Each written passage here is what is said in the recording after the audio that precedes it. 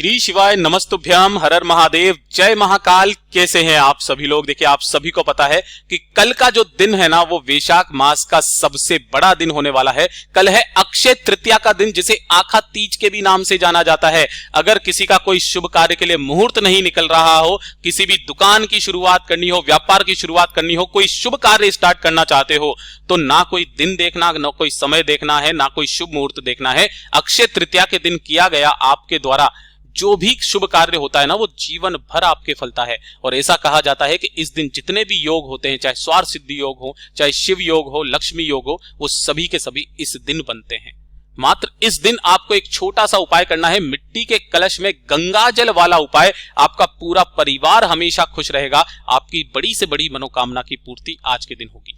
पूज्य गुरुजी की कथा से सुनकर के और समझ करके पूरे उपाय को बड़े ही विस्तार से बताऊंगा, परंतु उससे पहले आप सबसे एक छोटी सी प्रार्थना कि जो लोग पहली बार आए हैं, चैनल को सब्सक्राइब जरूर कीजिएगा और वीडियो को लाइक करके देव आदिदेव महादेव जी का कोई सा भी प्यारा नाम कमेंट बॉक्स में लिखना मत भूलिएगा। इस पूरे वीडियो में हम 4 महा उपायों के बारे में बात करेंगे, जो कि आपको अक्षय तृतीया इस आखा तीज के दिन करने ही करने हैं।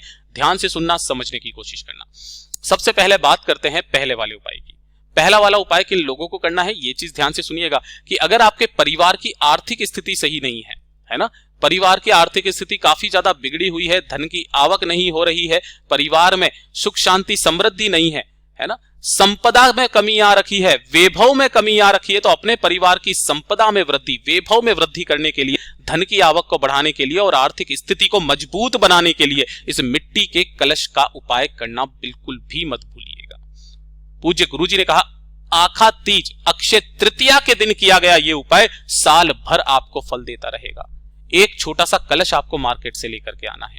किस तरीके का? ऐसा छोटा सा लेकर के आ जाओ, कोई दिक्कत नहीं है, मिट्टी का कलश होना चाहिए।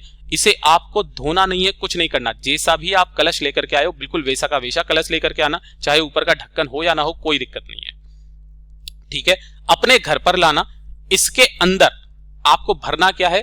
थोड़ा सा भरना होगा गंगा जल, है ना। पूरा तो आप गंगा जल से नहीं भर सकते, इतना प्रचुर मात्रा में अगर आपके पास में गंगा जल हो तो भर लेना, लेकिन अगर पूरा नहीं भर सकते, इसके अंदर थोड़ा सा आपको डालना होगा गंगा जल और बाकी अपने घर के शुद्ध जल से भर लेना। तो इसके अंदर एक तो होगा जल, दूसरा होगा गंगा जल, ठीक है ना।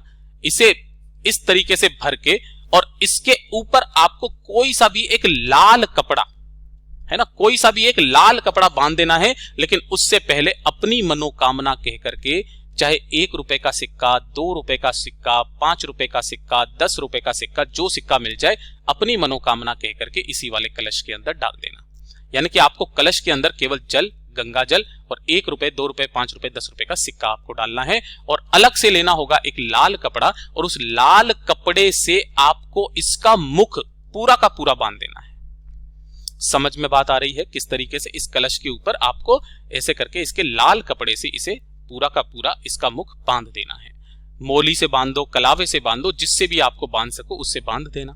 बांध देने के बाद आपके घर में जहां पर भी माता लक्ष्मी जी विराजमान हो, आपके घर के मंदिर में या कहीं पर भी अगर माता लक्ष्मी जी विराजमान है, तो उनके सम्मुख में आपको इस कलश को रखना है। रख करके एक लंबी बाती का, गाय की घी का गोल बत्ती का दीपक जरूर लगाना, जिसकी बत्ती का मुख रहेगा उत्तर दिशा की तरफ, ठीक है।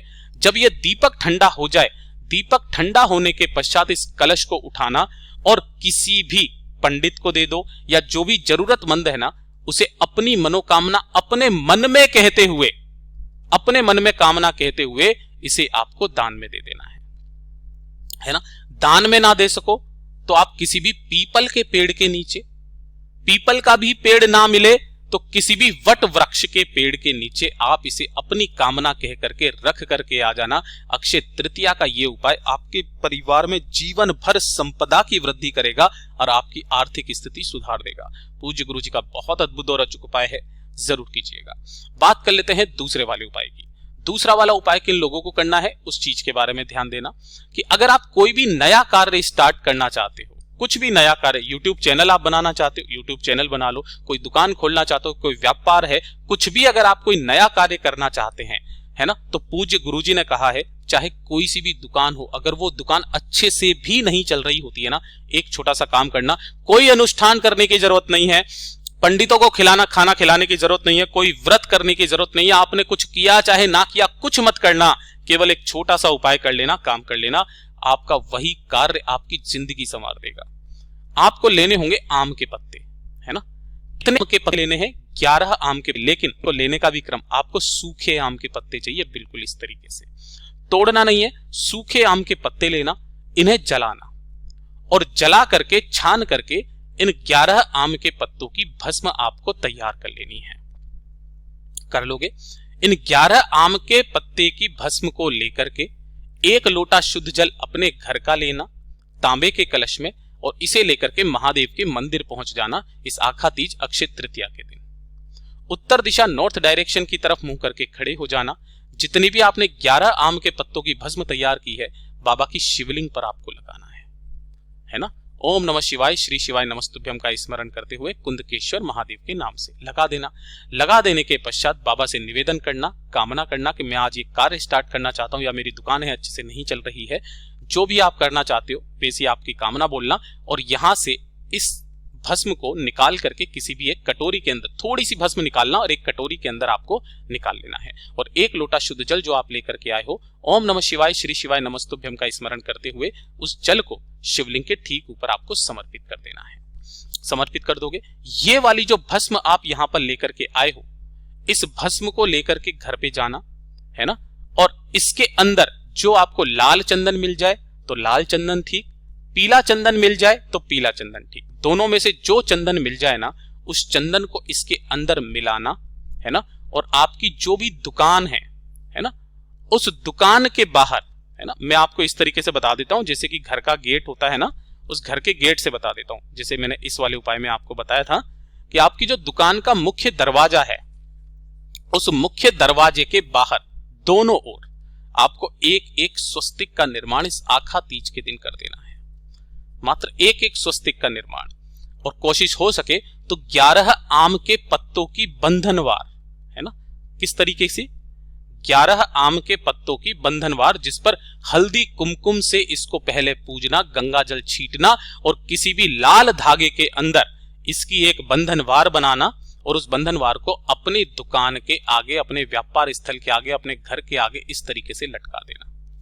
आपको कोई अनुष्ठान करने की जरूरत नहीं है, ब्राह्मणों को खाना खिलाने की जरूरत नहीं है, व्रत करने की जरूरत नहीं है, आपका वो धंधा चल पड़ेगा। पूज्य गुरु जी का बहुत अद्भुत और अचूक उपाय है, जरूर कीजिएगा। बात कर लेते हैं तीसरे वाले उपाय में। जो तीसरा वाला जो उपाय है, यह है घर में धन की आवक को बढ़ाने के लिए। आप चाहे कुछ काम करें या ना करें, लेकिन अक्षय तृतीया के दिन, जो कि शुक्रवार के दिन पड़ रही है, माता लक्ष्मी जी जहां पर भी आपके घर में मंदिर में विराजमान है ना, उनके सामने आपको इस तरीके से एक लंबी बाती का दीपक तैयार करना है। ध्यान रखना, लंबी बाती, और इसके अंदर भरोगे गाय का घी। गाय का घी, ये अखंड दीपक जलना चाहिए। कैसा? अखंड दीपक जलना चाहिए माता लक्ष्मी के सामने। जैसे ही अक्षय तृतीया की तिथि स्टार्ट हो, पूरी रात भर तक, सुबह से लेकर रात भर तक इस दीपक को लगा देना, और दीपक की बत्ती का मुख उत्तर दिशा की तरफ रख देना, माता लक्ष्मी जी के तरफ में। आप देखिएगा, एक दिन का ये जो अखंड दीपक है ना, आपको अखंड सौभाग्यवान होने का आशीर्वाद प्रदान करेगा। पूज्य गुरु जी का बहुत अद्भुत और अचूक उपाय है, जरूर कीजिएगा। और जो सबसे अंतिम उपाय है, सत्तू वाला उपाय तो आपको करना ही करना है। सब कुछ भूल जाना, लेकिन इस दिन आपको सत्तू का दान जरूर करना है। किसका? सत्तू का दान करना है। अगर सत्तू का दान नहीं कर पाओ, सत्तू मार्केट में नहीं मिल रहा है, आप अपने घर पर भी बना सकते हो। कैसे? आपको 3 अनाज लेने हैं, गेहूं, चना और जौ। इनको आपको पानी के अंदर गलाना है। पानी के अंदर गला करके 4 से 5 घंटे तक इन्हें सुखाना है। सुखा करके इन्हें सेकना है ना, सेक लेना, और सेकने के पश्चात इसमें पिसा लेना। पिसाने के पश्चात जो निकल करके आएगा वो होगा सत्तू।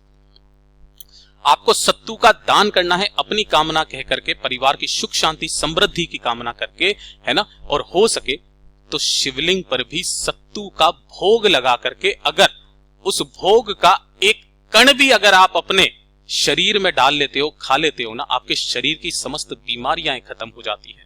और इस दिन सत्तू का दान और सत्तू का खाना खाने से आपके जीवन की जितनी परेशानियां होती है ना, वो सारी की सारी परेशानियां खत्म हो जाती है। पूज्य गुरु जी के ये सभी उपाय बहुत ही ज्यादा खास और अद्भुत है, जरूर कीजिएगा। वीडियो पसंद आए तो लाइक जरूर करना, साथ ही साथ चैनल को सब्सक्राइब जरूर कीजिएगा। मैं आपसे मिलता हूं अगले वीडियो में। तब तक के लिए ओम नमः शिवाय, हर हर महादेव, जय महाकाल, जय शिव शंकर, श्री शिवाय नमस्तुभ्यम।